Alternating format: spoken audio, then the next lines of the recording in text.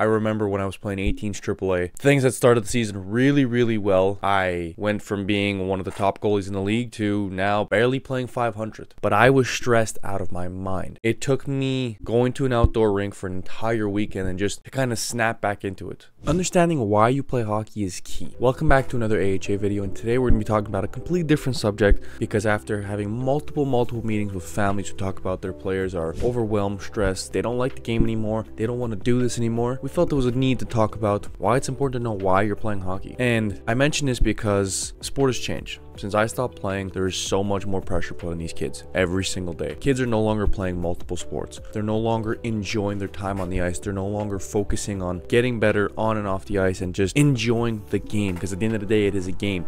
It's a stress about I need to be one, I need to be a pro, I need to be doing this, I need to be doing that. And while they're not wrong in the sense that it takes a lot of work to get to the next level, they're completely missing the point of all this. When you're playing a game, hockey is a game, you should be enjoying every second of it. If it is a hassle, if you have to drag yourself to the gym, to the training, to force yourself to do extra work, you're doing the wrong thing. This isn't for you, and that's perfectly fine, but it's something you need to realize at a young age so that you don't put yourself in a situation where you're miserable playing a sport, playing a game, a very expensive sport, I may add, that you don't need to do if you don't want to. If you're not willing or ready to put in that work, then don't do it. People forget at the end of the day that these are young individuals playing a game that they love or that they should love. And if you don't, that's perfectly fine. Again, I keep saying that because this isn't something to take lightly. I have seen countless players that were truly gifted hockey players absolutely despise the game by the time they were 16, 17 years old because their parents were putting too much pressure on them, their friends were, their teachers were,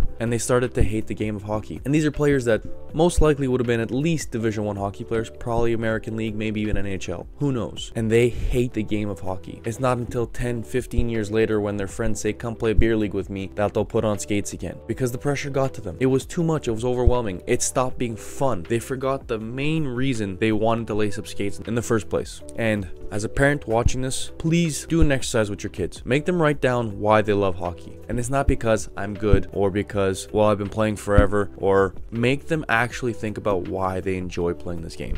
Because when the times get tough, and they will get tough, they're going to have to remember why they're doing this. They're going to have to remember why they chose to put themselves through all this pain, all this anxiety, all this stress, all this work, everything possible to do what they're doing. They're going to have to remember why they picked up a stick in the first place, why they made the sacrifices of missing those parties, those late nights with their friends, the late nights gaming with their friends, everything they've sacrificed to get to where they are today, and the more they're going to have to sacrifice to get to the next level. They need to remember why. And it's easy to forget why you're doing it because there's a million different distractions, there's a million reasons why you shouldn't be doing it. But something inside of you tells you it's time to lace up the skates, time to grab your stick and get on that ice. Something inside of you tells you that you don't feel right when you're not in your gear. And if you don't know what that is, you're doing the wrong thing. If you don't know what makes you tick, what makes you realize that this is the greatest game on earth, that this is everything you've ever wanted to do, then you're not doing the right thing. You're not playing the right sport, or you're going too competitive. And again, there's nothing wrong with that. Since we're on the subject of hockey and how we could help, the link down below will help you set up a consultation with us, absolutely free, so we can answer all your questions and maybe help you get to the next level. I'm going to speak from personal experience here. I remember when I was playing 𝗵𝗂𝗶𝗴𝗏 AAA, things that started the season really well, and come Christmas time, it's almost like I fell off a cliff. I went from being one of the top goalies in the league to now barely playing 500. And